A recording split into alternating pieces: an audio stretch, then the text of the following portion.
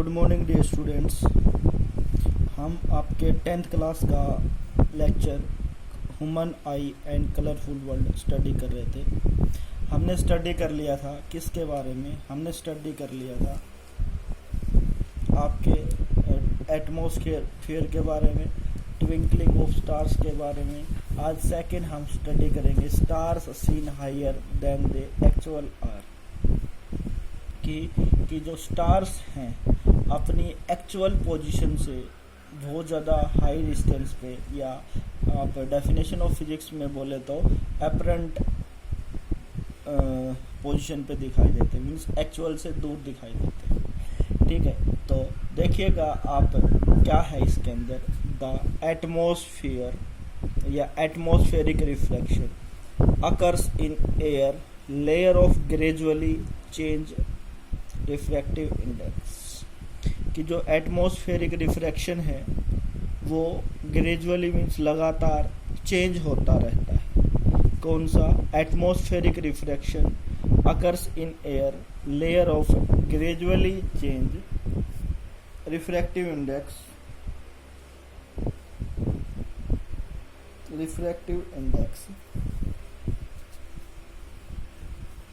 ठीक है ना। जो रिफ्रैक्टिव इंडेक्स है एटमॉस्फेरिक रिफ्रैक्शन के कारण लगातार चेंज होता रहता है, and that means of this line the refractive index of air increase, कि जो रिफ्रैक्टिव इंडेक्स है एयर का इंक्रीज होगा टुवर्ड्स द अर्थ सरफेस। कब? अर्थ सरफेस के और, ठीक है ना। The atmosphere band stars light towards the normal.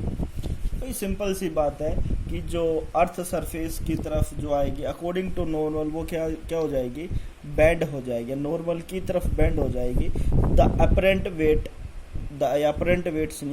Apparent position of the stars is slightly different from its actual position. यही रीजन है कि जो उसका स्टार्स की जो रियल एक्चुअल पोजीशन है उससे वो थोड़ी सी दूर दिखाई या डिफरेंट दिखाई देती है। The stars appear slightly higher than its actual position.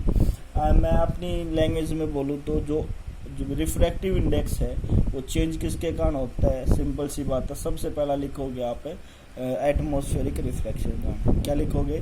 The एटमॉस्फेयर्स occurs in air layer of gradually change refractive index. ठीक है, ग्रेजुअली चेंज होता है किस तरफ या कहाँ चेंज होता है? जो the refractive index of air, जब रिफ्रैक्टिव इंडेक्स आपका किसका या उसकी जो लाइट बोले तो रिफ्रैक्टिव इंडेक्स एयर का इंक्रीज होता है जब वो अर्थ की सरफेस की तरफ आता है। कहाँ आता है? सरफेस की तरफ आता है, और एटमॉस्फेयर के अकॉर्डिंग वो बैंड होता रहता है। आप लोगों ने, मैंने पिछले टॉपिक में करवाया भी था, उसके कारण वो बैंड होता रहता है, और इसके कारण ही वो अपनी एक्चुअल पोजीशन से अपरेंट पोजीशन पे दिखाई देता है। ठीक है, जैसे मैंने डायग्राम में भी बना रखा है, ये आपकी एक्चुअल पोजीशन है स्टार्स की। ये धीरे धीरे अकॉर्डिंग टू जो अर्थ सरफेस थी उनके कारण बैंड हो जाता है, और ऑब्जर्वर को ये दिखाई देता है कि पीछे से आ रहा है।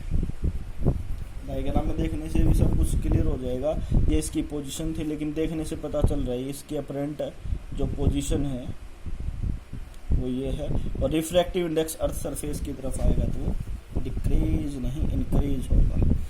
नेक्स्ट टॉपिक है कि जो सनराइज होता है और सनसेट होता है वो छिपते टाइम और उगते टाइम आपको पहले दिखाई देता है। क्यों? क्या रीज़न है वो देखिएगा।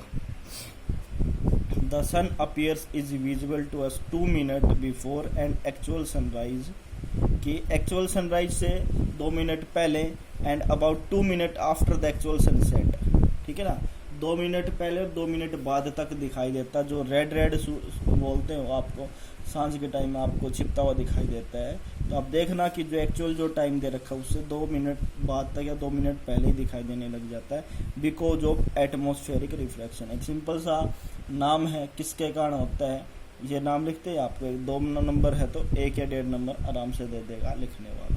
तो जो एटमॉस्फेरिक रिफ्रैक्शन है उसके कारण वो सब 2 मिनट पहले 2 मिनट बाद दिखाई देता है। By actual sunrise we mean that crossing of the origin of the sun. जैसे आपने देख रहे हो, ये क्या है? अर्थ है, ये कोई ऑब्जर्वर खड़ा है, ठीक है, यहाँ पे, और ये ओरिजिन हो गया, मीन्स होरिजन हो गया। और इससे नीचे आपका सन है, ठीक है ना, ओरिजिन से नीचे सन है। By actual sunrise we mean actual crossing the origin by the sun shows the actual and the apparent position of the sun with respect to the origin. क्या कि जब सन ओरिजिन से, origin means उससे नीचे होता है, जब तक आप उगता नहीं है तो वो ओरिजिन से नीचे होता है, लेकिन उससे पहले वो आपको दिखाई देने लग जाता है ड्यू टू एटमॉस्फेरिक रिफ्लेक्शन।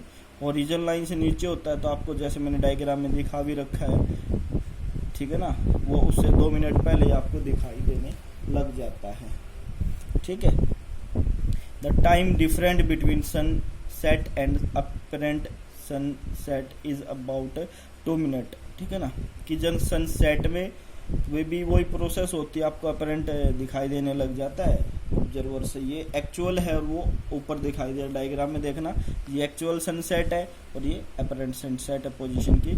तो किसके कारण, 2 चीज याद रखना, एटमॉस्फेरिक रिफ्रैक्शन के कारण, पहला लिखोगे आप एटमॉस्फेरिक रिफ्रैक्शन के कारण कि आपको सन जो विजिबल होता है 2 मिनट बिफोर 2 मिनट्स आफ्टर, ठीक है, ड्यू टू एटमॉस्फेरिक रिफ्लेक्शन।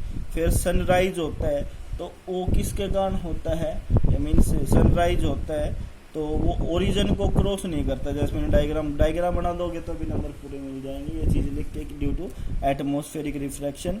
और सन जब ओरिजिन से नीचे होता है, सन जब ओरिजिन नीचे रहता है तो जो एक्चुअल पोजीशन है उससे जो अपरेंट पोजीशन वो आपको 2 मिनट पहले दिखाई देती है। ऐसे ही सन सेट की बात करेंगे, ऐसे ही सन राइज की बात करेंगे, ठीक है।